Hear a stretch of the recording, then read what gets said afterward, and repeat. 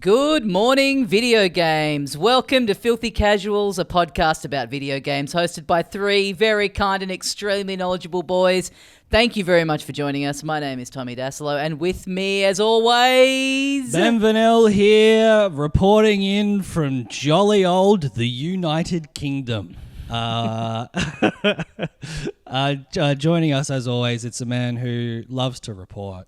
Miserable old Australia over here. Hooray, my name's Adam Knox. You're in Glasgow. Yeah, I'm in Glasgow, and it's fucking beautiful here. It's been like 25 and sunny every single day that I've been in this great kingdom. That's great. I've just noticed that in my house, I have basically the same depressing lighting that you have in your hotel room. Yeah. The famously unhomely feeling ambiance of a Glaswegian hotel. That's what I live in every day, I'm noticing, because of our Zoom call here, our Discord call. I've got a Sainsbury's bag in the background. You don't even have that. No, I've got a CRT television ready Adam, to pretend to be the 90s in, huh? You're currently incarcerated, we should say, Adam, and it's they let you do this once a week. That's very normally you get out on day release to come and do the pod live, but today they've just let you have the computer. Yeah. So that CRT television I mentioned is clear, so that they know I don't have drugs smuggled inside of it. You know, that's what they do with technology in prison. Is it's all clear plastic. They have to make like custom versions of TVs and whatever with this translucent frame so that they can see through and make sure there's not knives or other contraband in there. And I fucking really want to I've already completed a fucking infinity machine, and since my brain doesn't have anything to obsess over now, what if I had an all clear infinity machine with prison PlayStations? Machine. Exactly. Fuck. Is that where those like coloured clear back Macs come from? Yeah, Are they those N64s as well. That was all prisoners getting to have a grape N64. They were all so excited for Donkey Kong. Damn, I didn't know that. That's a fun fact. That's a fun fact about prison. It's one of the many. That's how I'm going to stop myself from getting shivved on day one. I'm just going to come in with bits of trivia. Hey guys, did you know the reason everything's clear in here is so that we can't hide drugs in it?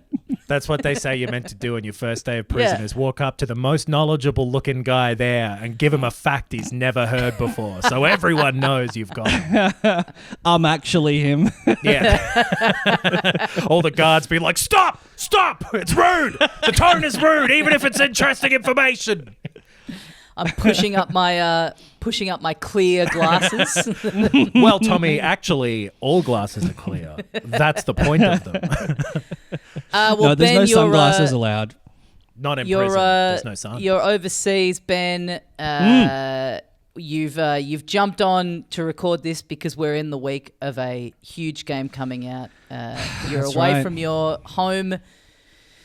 home console and your home computer, but thankfully there's a little thing called the xCloud, which means that you can play games wherever you are without any kind of restrictions.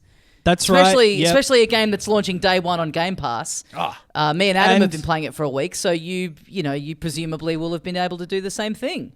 Absolutely, and the great thing about being in the UK is they have a first world standard internet infrastructure. Like the internet here, like this is it's actually an Airbnb, not a hotel room, but it is still very bare and very. It's got hideous downlights only, but the internet is whip fast, and so obviously in this most momentous of weeks, I'm so keen for this game. I was ready to play it. I pre-installed it, all of that stuff. It's the game about stars.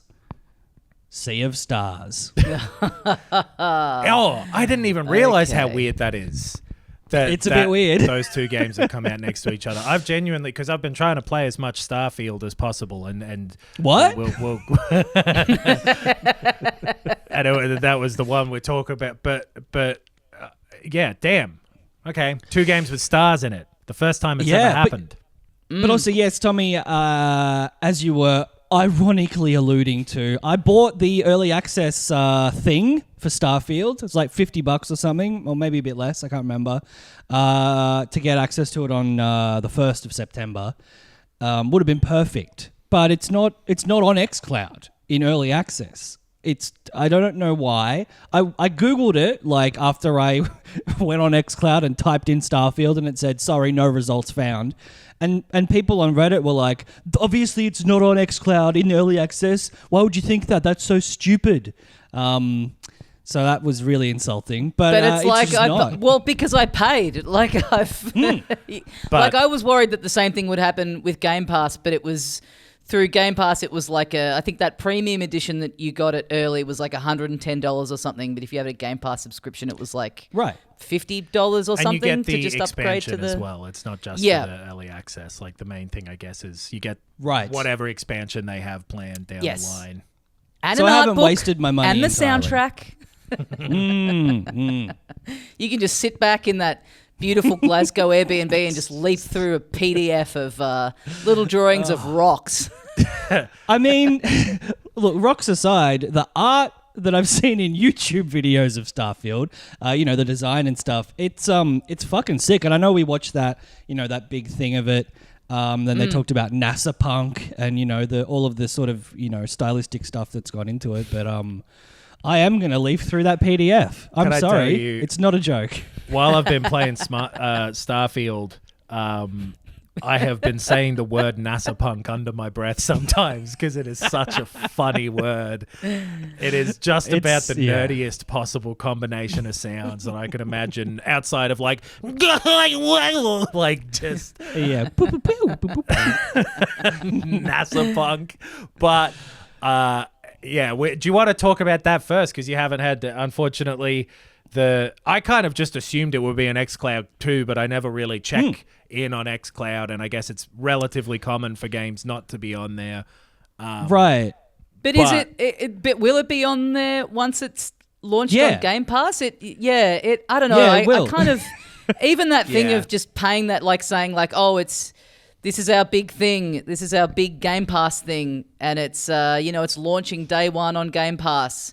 But it's kind of not because you had to like pay an extra thing to get it a week early, but getting around that by saying, oh, it's in early access. No, it's not. No. It's just, I don't know. It's all a little bit, it just seems a little kind of, I don't know, weird and a bit grubby to not just go, like, this is your big thing, this is your big selling product for this service that you have. To be fair, it's like it's stupid because it's the same words, but they aren't saying it's in early access. They're saying you have early access to the full thing, yeah, which it's like is a dumb distinction, but just to be clear. Because you've done that with some games before, Knox. I know, like, wasn't there like Call of Duty or like there have been games where you can do that more and more now too. Mortal Kombat 1 is doing it in a couple of weeks, and it seems to be the thing that they've been trying for years to get people to buy. Like, oh, it's your online license for this game. You've got to buy it new, and all these little tricks to get an extra $10 out of you. This one really seems to be working, giving it to people a few days earlier. Yeah, it is weird because it's their big flag spaceship, and to not have a feature of the thing they're trying to sell there for the people who are going in with this early access thing, who would be, the top brass, the people they really want to wank hard. So yeah, disappointing. I love that movie, Wank Hard, the porn parody of Walk Hard. Yeah, Weird Al does the theme.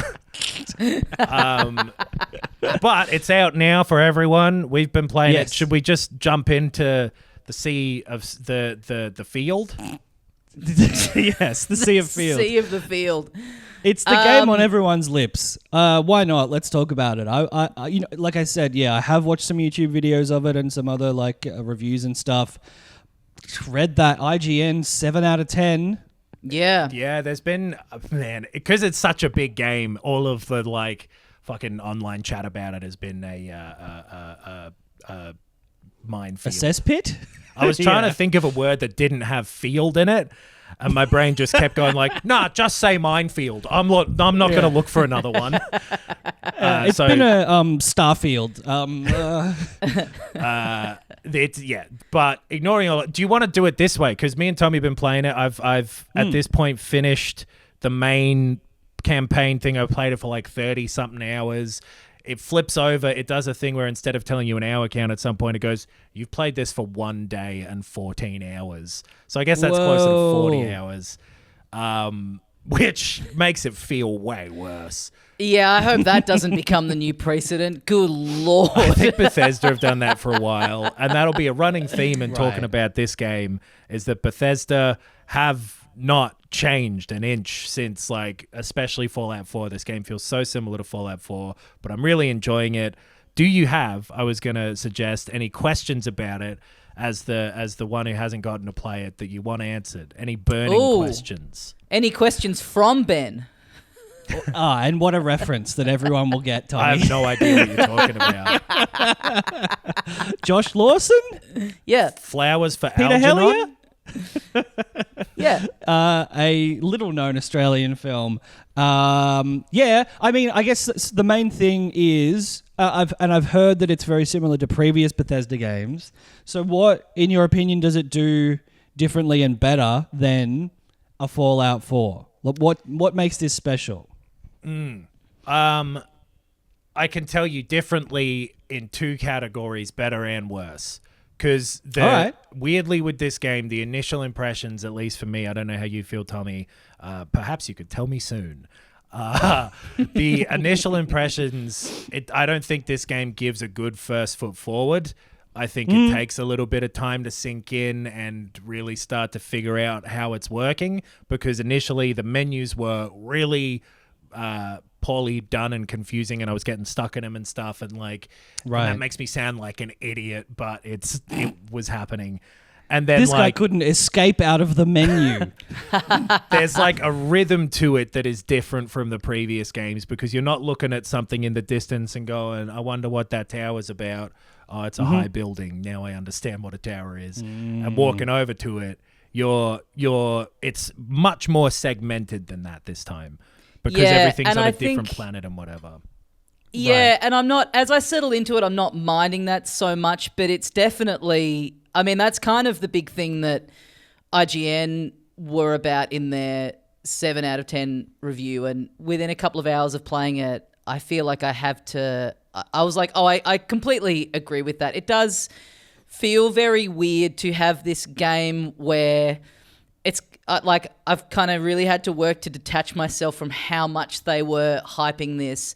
Not just Bethesda, but also like people from Microsoft. There was that quote from someone in there like a while ago saying that this is the most, what was it? It was something like, this is like the most important RPG that's ever been made. I'm sure there's something like that.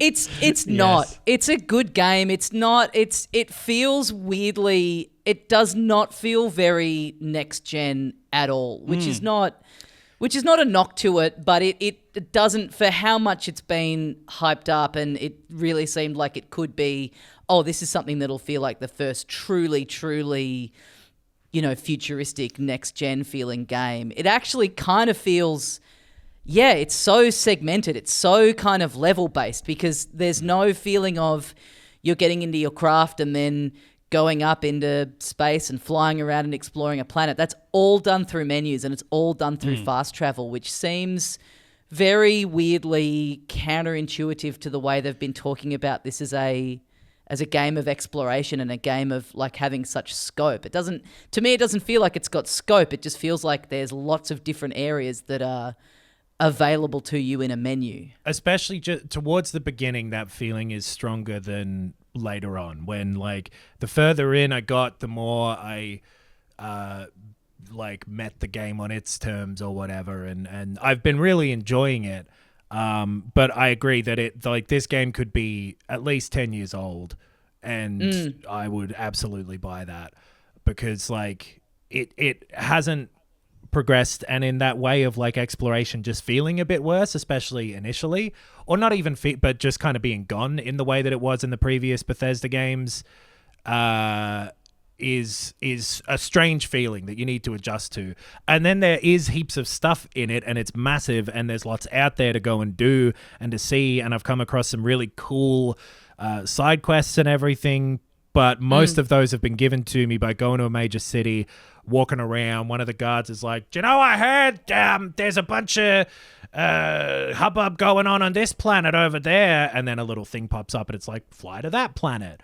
And then you can walk to your ship and take off, and it'll go like here. You can either fast travel to a place through your menu, which can be clunky at first and you have to adjust to, or it'll go walk to ship, loading screen to get in, climb into pilot seat, loading screen to fly into space, angle yourself in space just near the planet at the blue dot, showing you wherever the other planet is.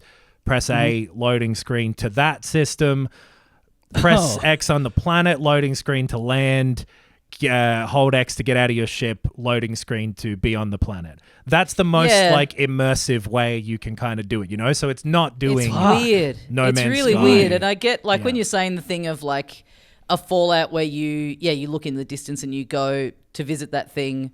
Obviously, when it's all planets, you kind of are going to lose that just naturally when the stuff to explore and go find is on a different planet. And again, I don't know what the workaround is because it's not like I necessarily want to spend hours just flying through blackness to get to another planet.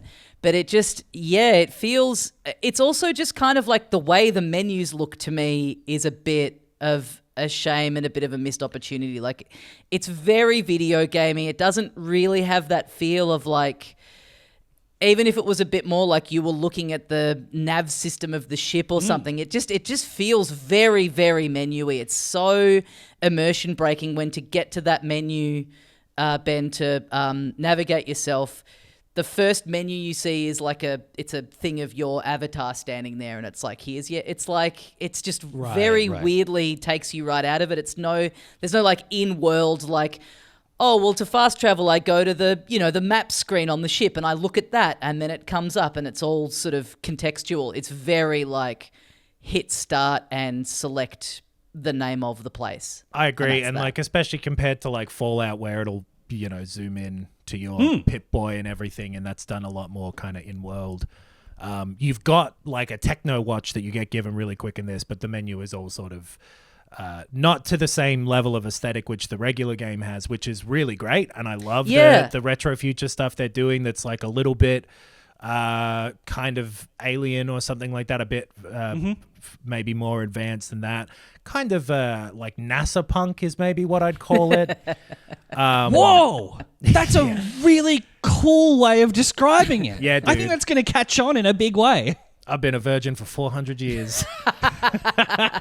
Yeah, I think that's probably why the menu stuff sticks out to me because I've never been particularly drawn in by the style of Bethesda stuff, but I am in this. Like I'm enjoying this. I thought I would bounce off this very quickly.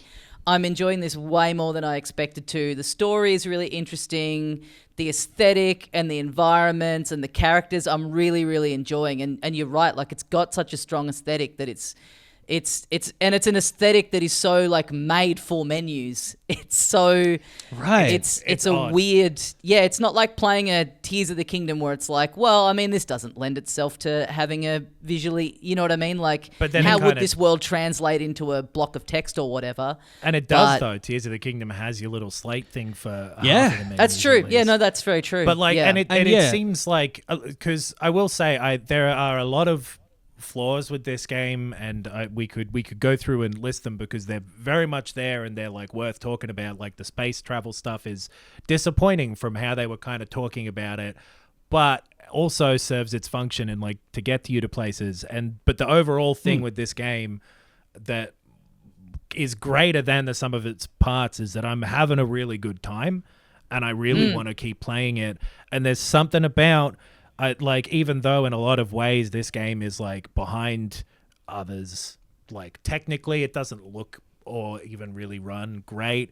There are still a lot of bugs. It got like a good rap before it came out for like it doesn't have bugs. Yes, it does. There's heaps. I've been saving little videos and I've got like 50 videos of just like nothing crazy. There's a couple of crashes and a couple of that thing that have happened to me, but the main thing is that it is actually, for me, more enjoyable than that big long list of flaws that are like confusing would indicate.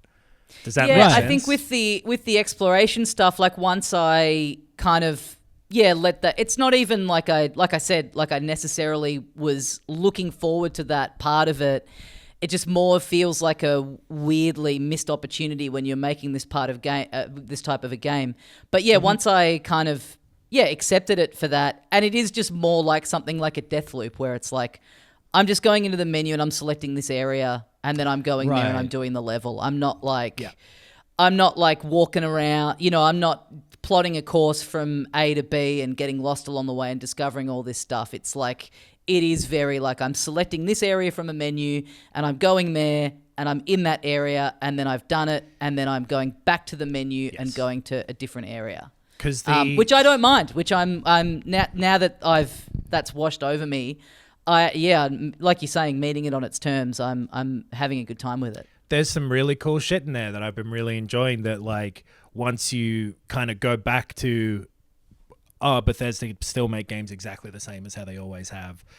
And then this one is sort of missing one element. It's great.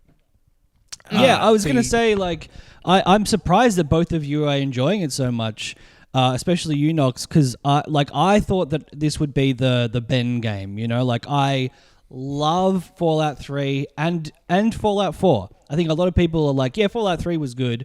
But Fallout 4 was a bit of a drop-off, even amongst Bethesda fans. I love Fallout 4. Like, I've played hundreds and hundreds and hundreds of hours of it. It's one of my most played games. And yet it is a game that people, find huge flaws in. And so the fact that this could well be a modded Fallout 4, you know, like so many of the basic functions, the gameplay, the game philosophy almost, you know, is like really, really similar still. And that game came out like, I don't know how long ago, 8 years ago or something. It was one of the first games we were talking about when we started doing this. Yeah, that's right. Yeah, I remember, we talked about the bus the bus ads and shit. It was like still an early time for games becoming, you know, hugely mainstream. I'm surprised. I'm surprised that it sounds so similar in so many of the ways that people cannot like Bethesda games, that it's for you guys especially, you know, because there hasn't been roundly positive stuff. It sounds like I'm just gonna really like it a lot. It's a bit like the aesthetic and the sort of style of it is, for me, it's a little bit kind of less in the direction that they normally go. That's not really been my cup of tea. It's maybe feels like it's 10 to 20% less of their, I don't know what you'd call it, attitude. Like it is just a bit more straight down the line. Like, we're in space. You know, they haven't gone too wild with any sort of like, twist on that or anything. Well, I don't feel like. Right. What's working for me with this game, because you're right, like the Bethesda thing, every time a game of theirs have come out, is with Fallout 3, people like, it's Oblivion with guns. Then Skyrim was Fallout with swords. Then Fallout 4 was Skyrim with guns. And now this is Fallout 4 in space. Like it's the same. Right. But they have gotten better at combat stuff. That is improved in this to the point where it's like kind of halfway between how Fallout 4 felt to me and how like Destiny feels to me, which I think has some of the best like shooting gameplay that there is. And this is, I mean, one of the criticisms of Fallout 3 and 4 was that the combat was a menu screen. Like the only way that you could really engage with it, like in an accurate, way, was that the game would pause and you would choose where to shoot. So that is a cool progression. It sounds like. Yeah, the AI is still really bad for the enemies, and you're fighting a lot of very similar enemies often. Like, again, just everything that I can say about this game comes with another side to it, and there's just, especially just on paper, there's a lot wrong with this game. But then the effect of it, they've just gotten, I mean, they've made this game so many times in a way that the momentum and the just like real kind of PS3 era classic feeling type of video gamey shit that they're doing with this, that feels like an Assassin's Creed or whatever, that like can be boring, of just check this box, here's another thing, go check this, go do this, here's another place to go, here's this. They've got that momentum down to such a point where it really well. It's doing a really good job of getting you into that flow and just feeding you more and more cheeseburger that like I don't think it's especially good for you, and like there's more gourmet meals out there or whatever, but the way they do this, no one is using these same ingredients in the same way, and there's better cheese out there, there's better bread, but they're not put together the same as this.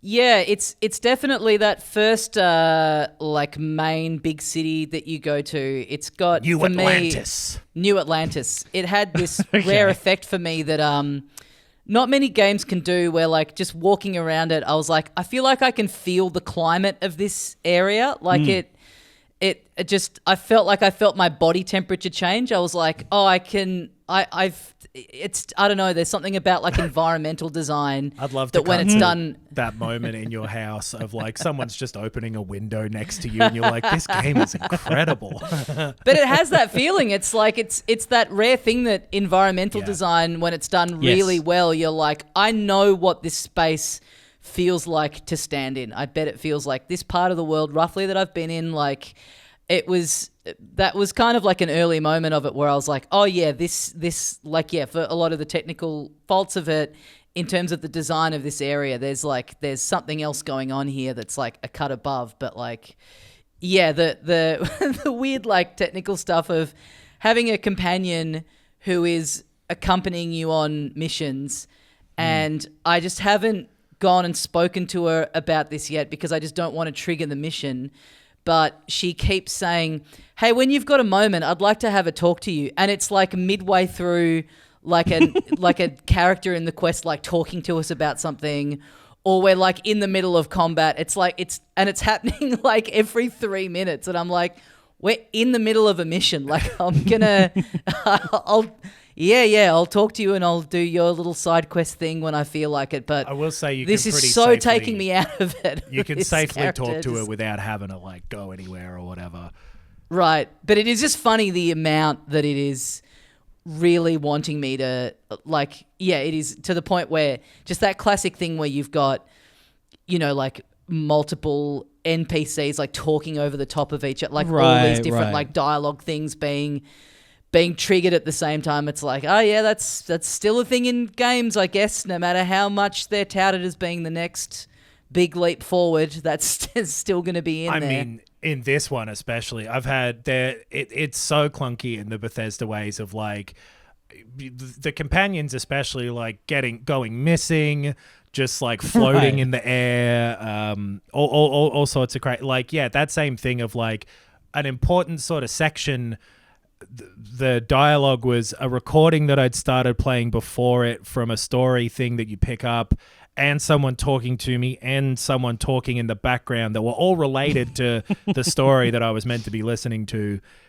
There are so many things like that, but yeah, I don't know, for whatever. And so the other thing with the exploration stuff is like it isn't just actually physically a sort of small area in the way of like, I don't know, Outer Worlds was or whatever, where it's just like a very small constructed area.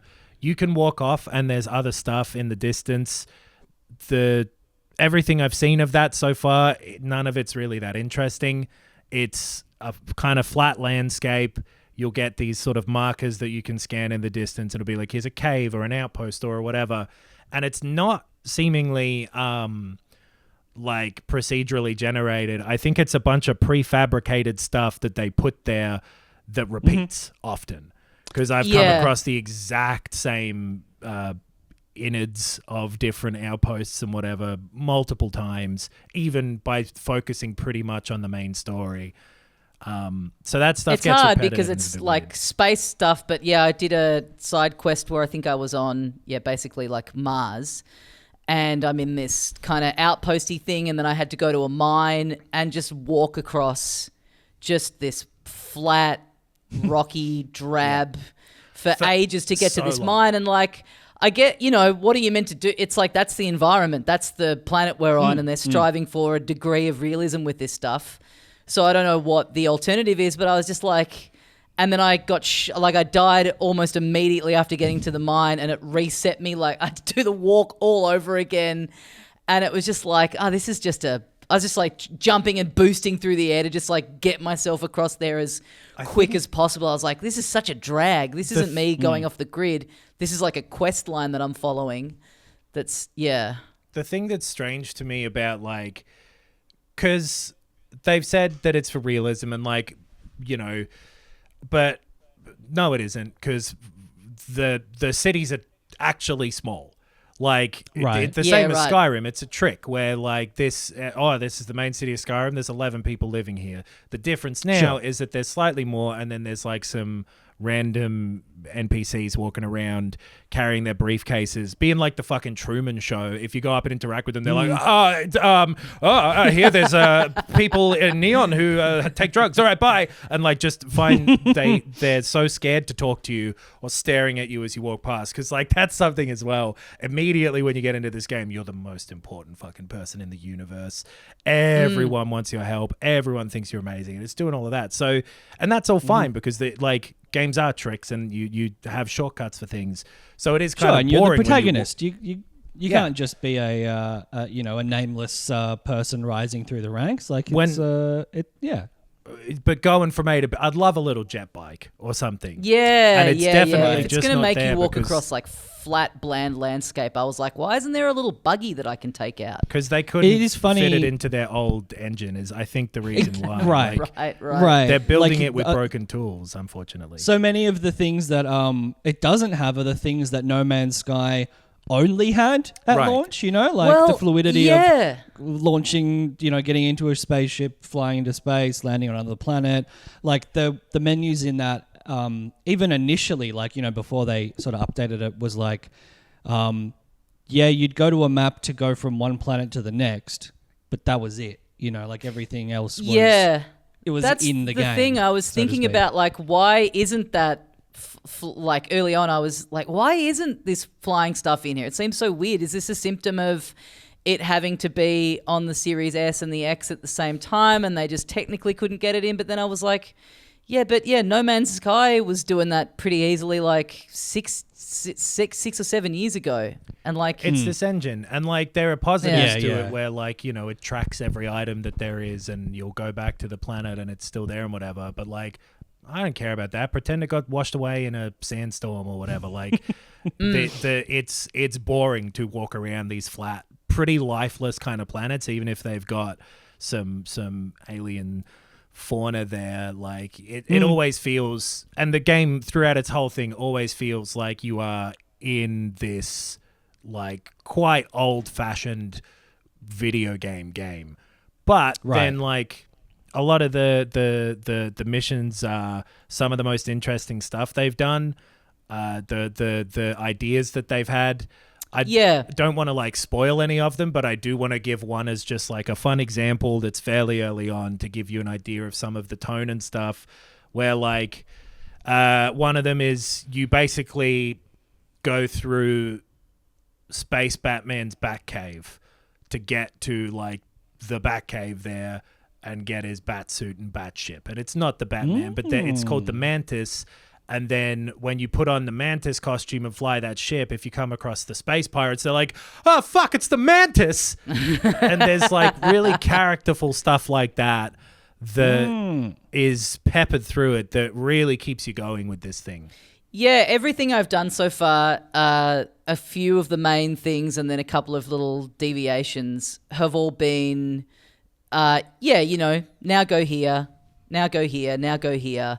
But yeah, the little threads of them are really interesting. There's been a bunch of them where it's been like, well, now do you want to tap out of this at this point, or do you want to keep going? You can go do other stuff now, but there's probably a bit more to find out about this little job that we've given you.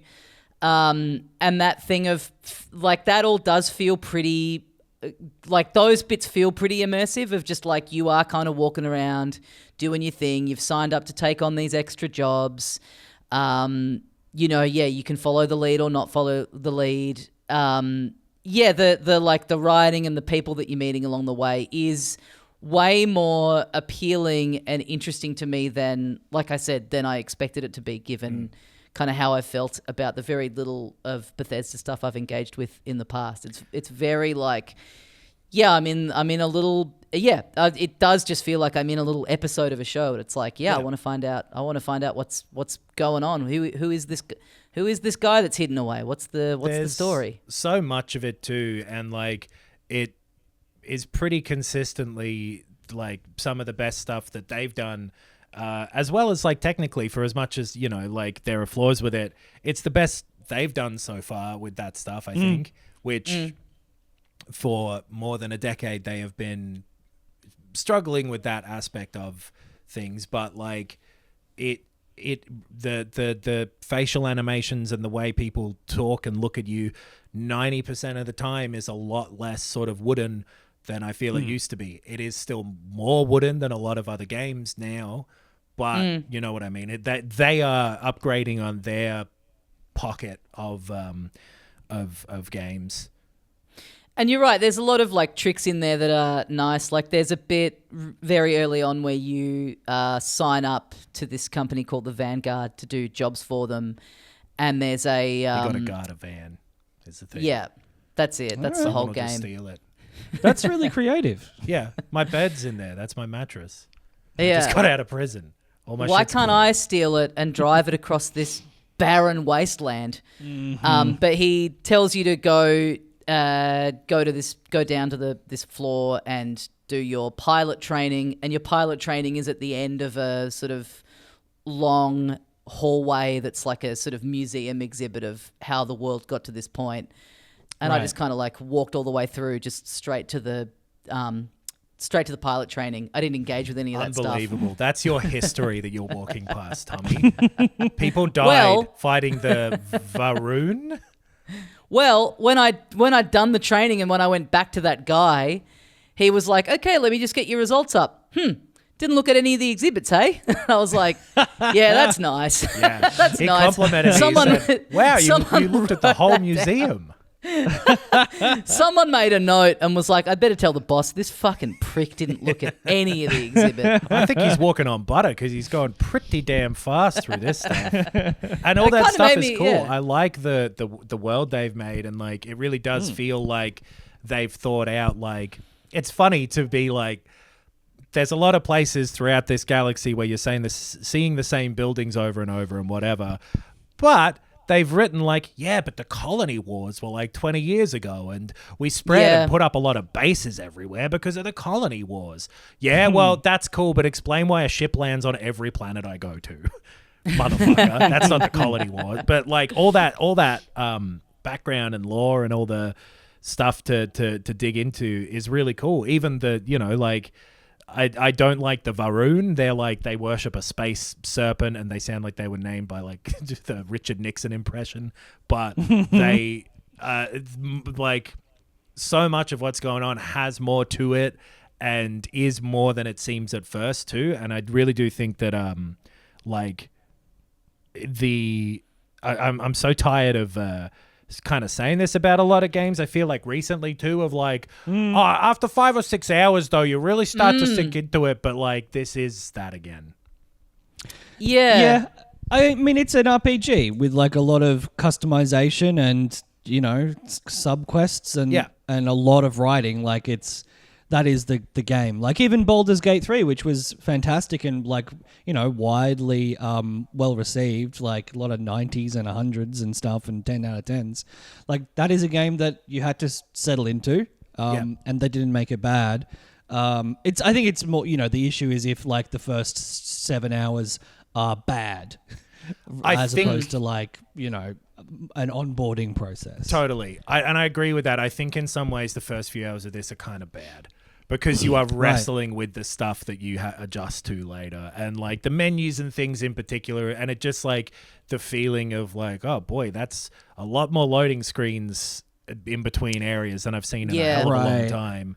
That sort of stuff. But then you find out you can take photos in the photo mode and it'll display your photos on the loading screens. You're like, that's cool. The photo I took of this character's butt is showing up on the loading screens. That's sick. That is a thing where it's like, why has that not been a thing before now? Like, that's such a neat idea. Yeah. And I think like I'm really keen to get into like the ship customization. You know, all the RPG stuff seems really, really cool and has a level of depth to it and detail, and you know, like that's what Bethesda do well. Like if you like naturally vibe with what they do, including the flaws, you know, maybe they're not flaws to you, maybe you like the, you know, the seams that you can see in the stitching that they've done, or if you like, you know, just overlook them, they do something that is very unique, and they do it well. They've got a style, yeah. They've definitely got their thing. From there, like what there is, I think the only backward step that they have taken is that feeling of, I really loved like the feeling of wandering around a world, and that is removed to a pretty large extent. But other than that one aspect, this is the best game that they've made, for sure. Yeah, like, right. The stuff that they do is all firing on all space cylinders. Love those space cylinders. And I have to assume that like what would you call it? Like adding that level of segmentedness is a result of the engine being old and the scope and the ambition of like, well, it's space and it's planets and it's, you know, it's not one landmass that you can walk from one side to the other two. Like, even though in some cases you should because you're on one planet, it's more a case of like, well, the entire game is too big. You can fly around, so they've had to like work that into their dated engine, I guess. Totally. Yeah. Like it's most of the time reasonable and clever workarounds to problems that they set up in the first place. You know what I mean? So it's like, they figured like, they've given you a big glass of milk with this dish that they've made too spicy, but it's like, man, you put the chili in here. What am I not meant to be still weirded out by that? But like it's really fun. Like it's sucked me in. I'm enjoying the combat more than I have in any Bethesda game. Like the difference of going from like Baldur's Gate to this, there are a lot more people who like, they're a red mark on the map. You're not going to be able to walk up to them and go like, come on guys, we should figure this out. They're like flat out just an enemy there, but they're quite fun to shoot at. So this, you know, has been their big, hey, we make games again.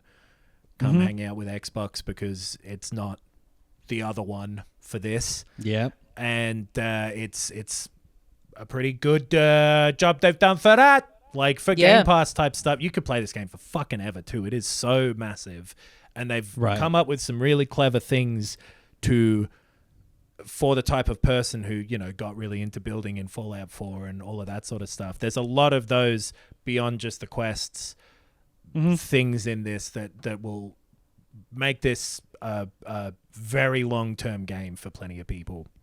Yeah, it's good. I don't think it. Yeah, I don't think it's the you know, it's the turning point of RPGs that very hyperbolic quote was mistakenly hinting at. But it's a good game, and it's especially a good Game Pass game. Yeah. And I think probably like coming to it, Ben, knowing all this stuff about the loading screens and the exploration is probably going to be a benefit because you know you're sort of braced for it. It's not like getting into it and being like, what's going on with this fucking menu? Right. Yeah. Which so like that's the other side of it, and like we don't have to talk about it too much. Is that it kind of hasn't been that well received. Like I know like not everyone puts stock in IGN anymore, but there's been a few reviews that are critical. Like, you know, and a 7 out of 10 is still good, but in video games world, it's kind of like something that was being pushed to this extent. Yeah, I think it's on like a mid 80 or high 80 on Metacritic, which is still really, really good. But for some, this is the problem: is like if you're going to be pushing it, and Microsoft clearly wanting it to be the great white hope of Game Pass for this year. It's crazy to live in a world where I'm sure there would be someone on one of those teams thinking, oh, this is a bit of a disappointment, but it's Right. It's not. It feels like players, generally speaking, are liking it. Well, and it just, there's heaps of valid criticisms for this. It just all depends. Like, numbers are stupid because it doesn't, like, to some people, it's going to never be able to be this level of good because it has X number of technical faults, which mean, like, it just, who cares to some extent, because I think this is a game that like, is definitely worth trying for anyone who's enjoyed. Anyone who has enjoyed a Bethesda game in the past, you literally know whether you will or not with this one. And they're just doing their same thing again, which, good on them, I guess. I guess, Microsoft knew that was going to be the case. Probably that it was unlikely that Bethesda were all of a sudden going to make a game that has even broader appeal. Like, the Skyrim is like the most, widely distributed game of all time. It seems like it, regardless of the fact that some people don't, vibe with them at all, they're still massively, massively appealing. So yeah, they got to be happy with that. And I also have to assume that, as with most of their other games, there'll be patches, there will be DLC, there'll be a modding community, there'll be a very long tail on this game. There's already like a ton of mods out fixing a bunch of stuff, which is so wild to me how quick people are able to work with that stuff. Like, it's nuts on PC at least. It runs fine on the Series X that I've been playing it on, I should say. Oh yeah, it's like locked at 30 or whatever, and it goes down a bit. And there have been a few times where it's just like completely blown apart or broken or whatever because of it seems to have trouble with saving sometimes. A lot of the time when it's gone to save, it'll like hitch things up massively or irretrievably or crash it, which is a bad moment to be struggling maybe. But on PC it apparently is people are finding it to be a little bit poorly optimized and whatever. But like you say, all of that stuff with Bethesda games is like, for better or worse, people fix it for them a lot of the time. But like they haven't changed at all. And I think that maybe some people, probably us included, expected them to maybe have evolved a bit more than this. But they haven't, and they still make, good shit in really crazy packages that are falling apart at the seams. But so much of the like marketing is this is Bethesda's first new game universe in 25 years. And like the marketing of it really being like this is their first like new world that they've created, not like they've made, you know what I mean? It wasn't like here they are with a big new game. It was specifically hey, it really seemed like it was property pointing towards here's all the Bethesda shit, but just in a completely new package for the first time in a quarter of a century. It's funny though, like it's new and everything they're doing is cool with it. I forget that it's not Fallout sometimes. So much of what's going on here is like crazy similar to all their other stuff. But again, I'm repeating myself now, Bethesda style. So,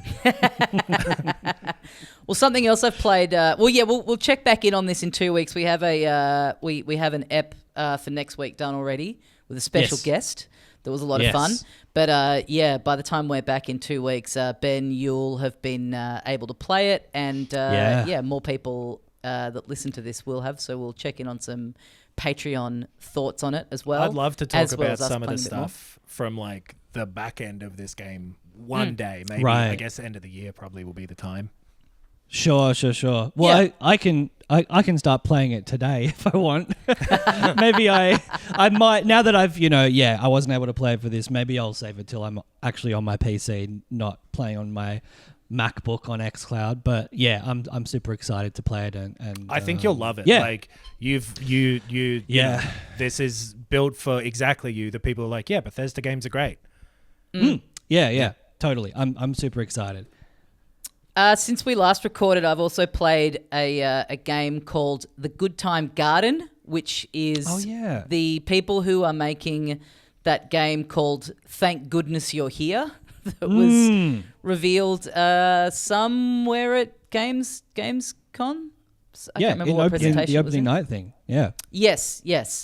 They're a small team. It's a game that they made a few years ago. It's on Steam. It's free, and it's maybe 15 minutes long. It's almost like a just kind of, sort of, demo-y.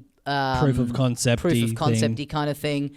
Right. But it's this, you play this little naked guy in a grotty little land, and you walk around and weird, grubby little things happen. It's very like British sense of humor of like little animals talking to you and stuff. It's an adaptation of My Last Week. Yeah. Little grot in British land. Little naked around. grot. And Tommy, when you say it was 15 minutes long of you looking at this naked guy, was it 15 minutes long or you were just done after 15 minutes? You'd finished. Yeah, no, I busted. And now What are you talking about? I can't use my computer, which is the sort of thing that happens in the game. It's great. It's got me really excited for this other thing that looks obviously way more fleshed out and way more dense. But I'd really recommend it. It's like I said, Steam. It's free. It's a very brief little thing, but it's got great music, great acting. It's got like a weird, funny little script and tone to it. I'm surprised I never heard anything about it on the past, because now I think these guys are, I think they're really good at what they do, and I'm really keen to see them, taking on something a bit more robust. You mentioned it to us like a week ago, and I remembered about it for less than the runtime of this game, I think, unfortunately. I had meant to go, it sounded cool, but it one ear or one eye, it's not, I guess. It's not doing heaps. I guess maybe just because it is such a short little experience, like it's very just brief, almost like an old Flash game kind of thing. Right. But if you're looking to just kill a very, very brief window of time, and it's very unique in its presentation and what it's doing.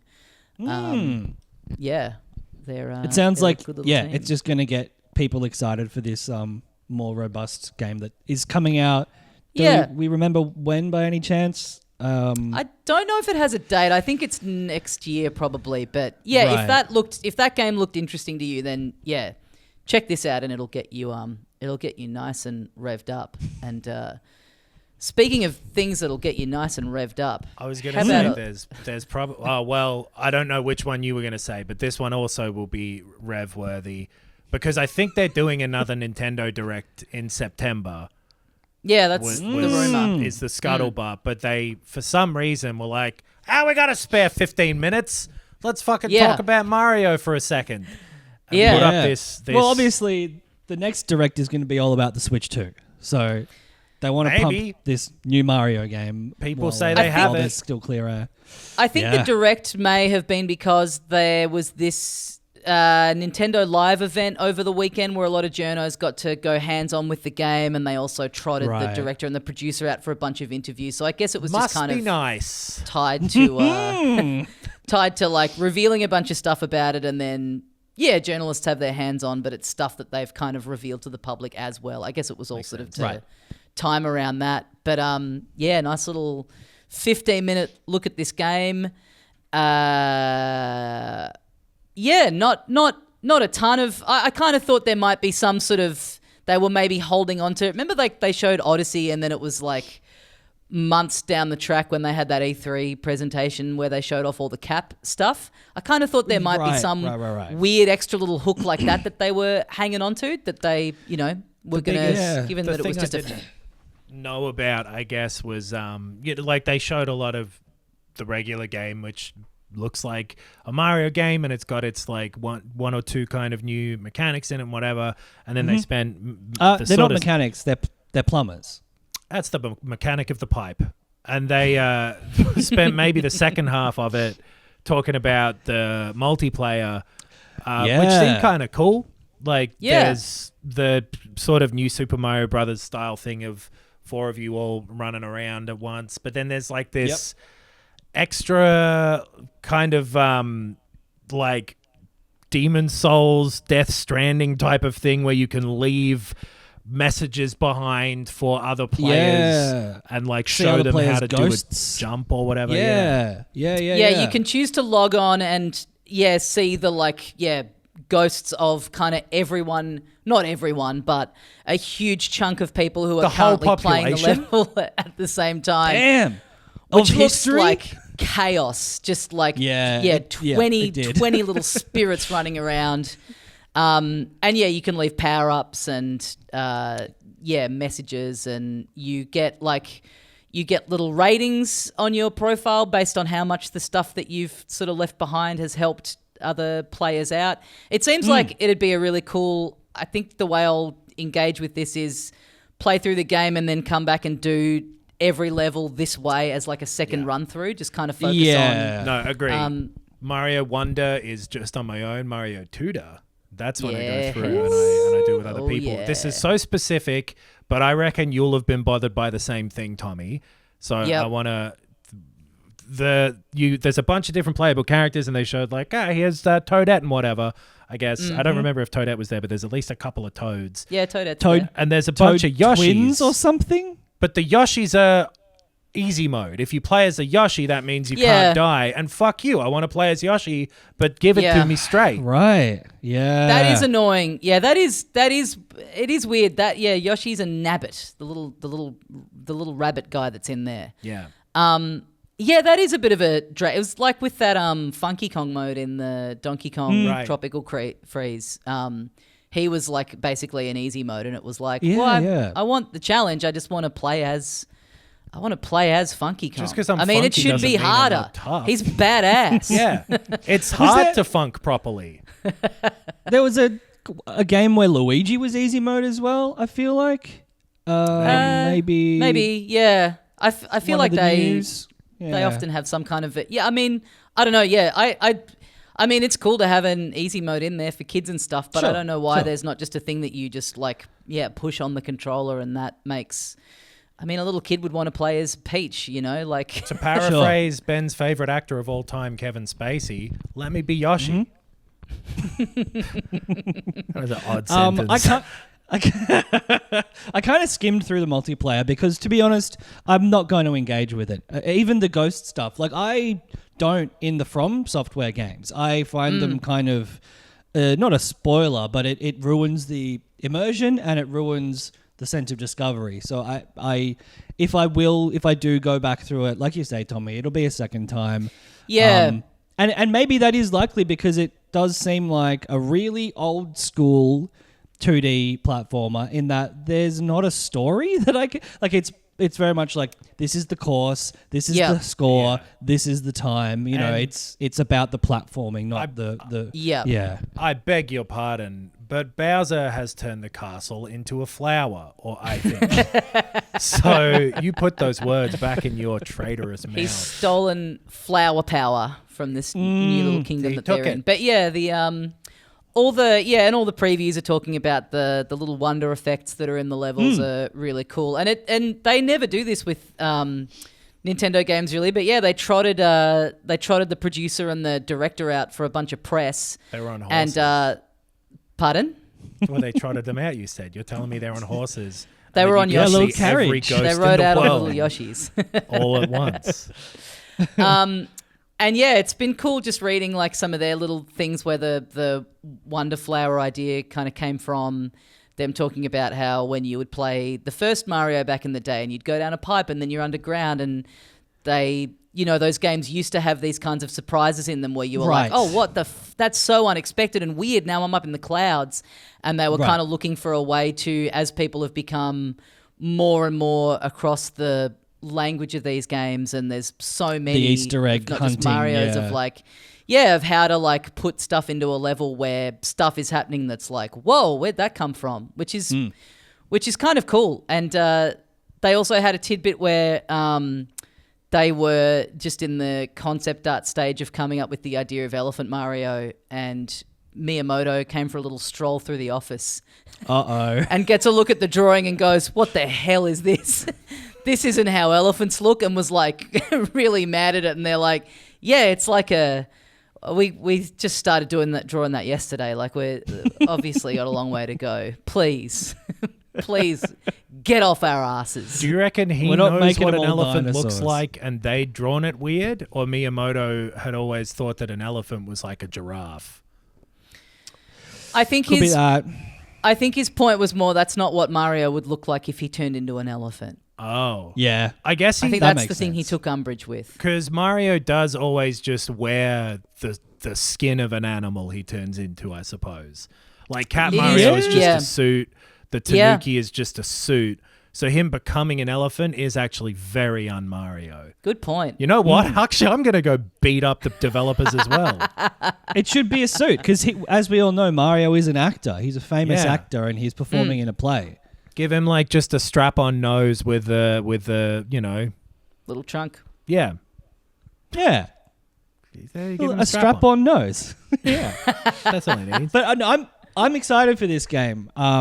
I've enjoyed most of the new Super Mario's. Let alone the ones that everyone likes. So I'm excited for this. And having played World for the first time recently, I'm all in on. It's Wonder. looking good. I'm pumped, and a lot of those hands-on were like, this feels like the direct sequel to Super Mario World. Like those other ones felt a bit more like they were, kind of just running along a pretty similar track. And then this is the first one basically since then that's like, hey, here's some weird new shit in here. It'll be the first time in years, I guess in 30 something years, that there's been a 2D Mario game where every 11 seconds nobody goes like ba ba and does their little weird little turn to camera all the time. I hated that because it always felt like they knew I was there, and I always felt really self-conscious that they kept being like, yeah, man, we're just playing around. Like, let me get immersed in the world of Mario. But you can control them, Nox. That's the beauty of it. No, Yeah.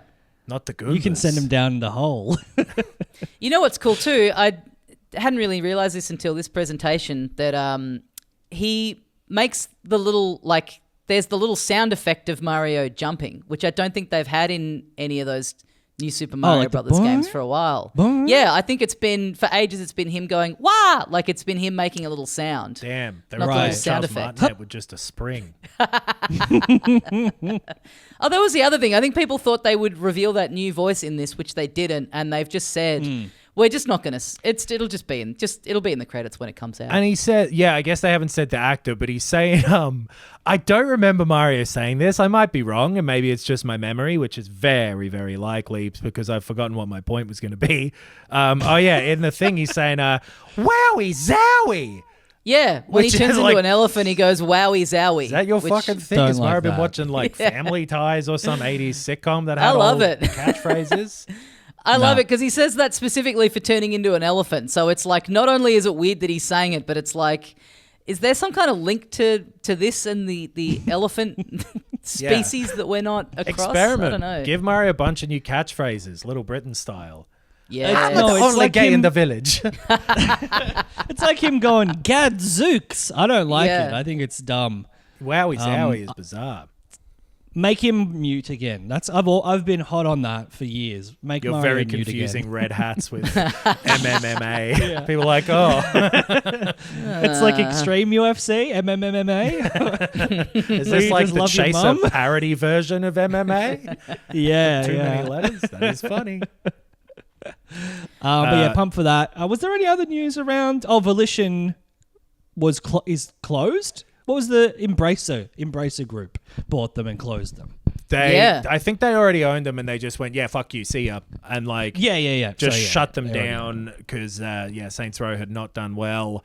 And that's enough to get your head chopped off these days. Volition have had a bit of a rough trot of the last decade or whatever. But I fucking loved Free Space 2 back in the day. That was an incredible game.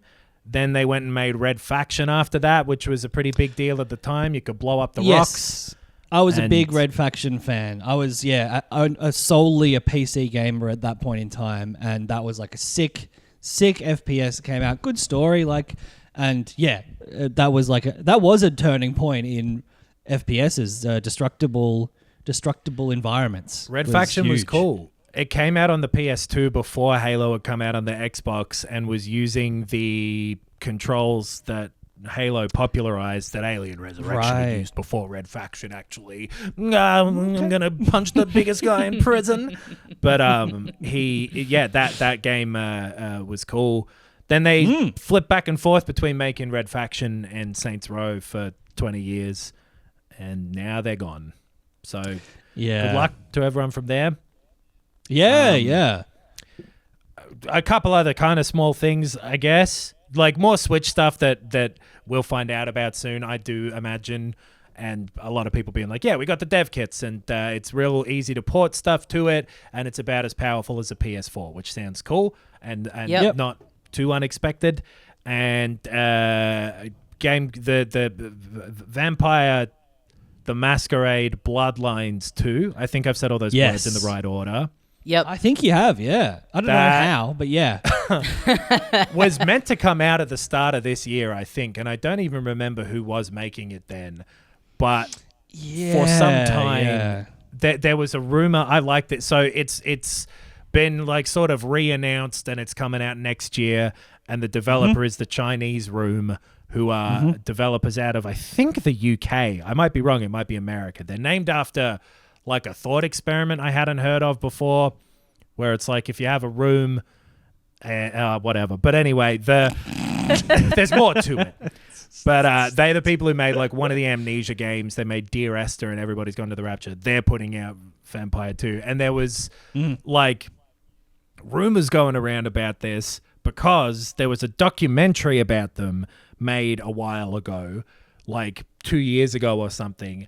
And on the background of that, on one person's computer, you can see in small writing the words Vampire the Masquerade Bloodlines 2, something like that. So people figured it out because fucking every game person should be working for the CIA and is wasting their time. Like that guy who can find you on Google Maps. But that got confirmed.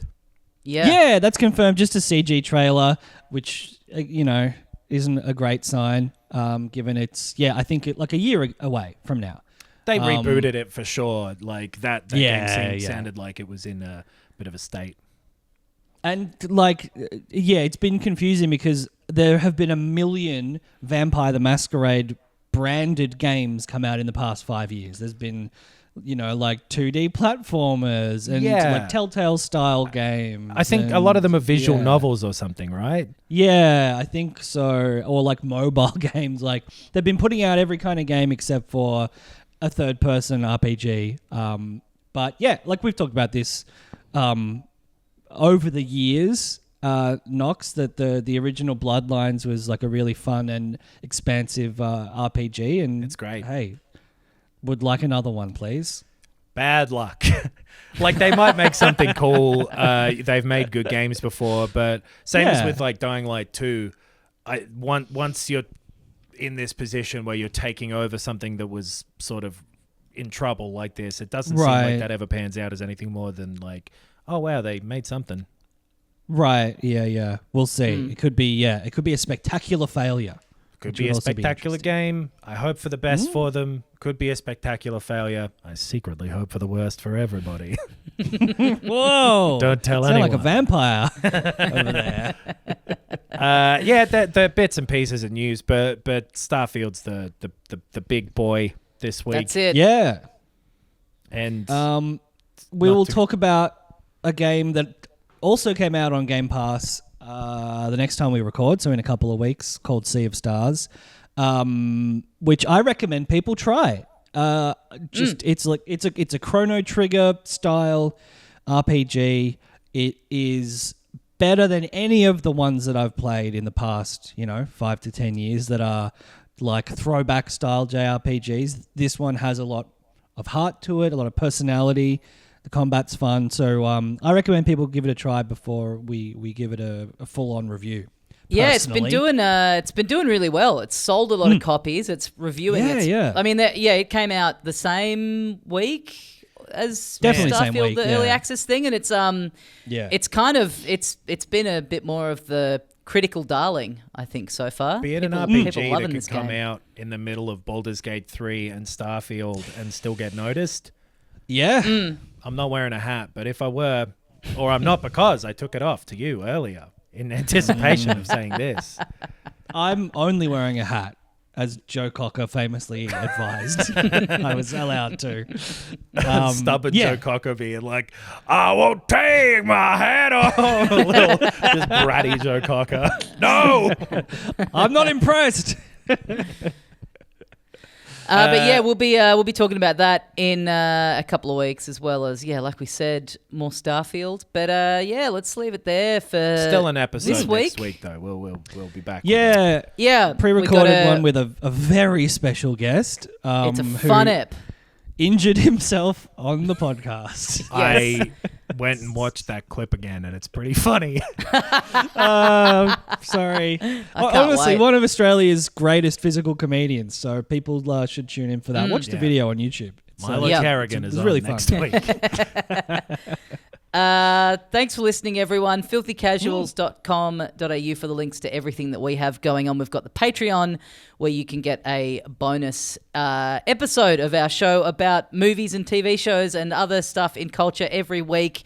Get on there, and we'll be asking for your thoughts on Starfield very soon. Get onto the YouTube channel and check out all the videos that we have, the Let's Plays and all the one-offs. And we've got our Bandcamp premium episodes as well that you can check out. Thank you very much for listening. We'll see you next time. And as we say here at the end of every episode of Filthy Casuals, shouldn't it be pronounced Starfelt? Not field. That isn't the past tense of feel. Oh no, I think you guys have cut out or something on the call because you're not responding. Starfelt. Field. FEEL.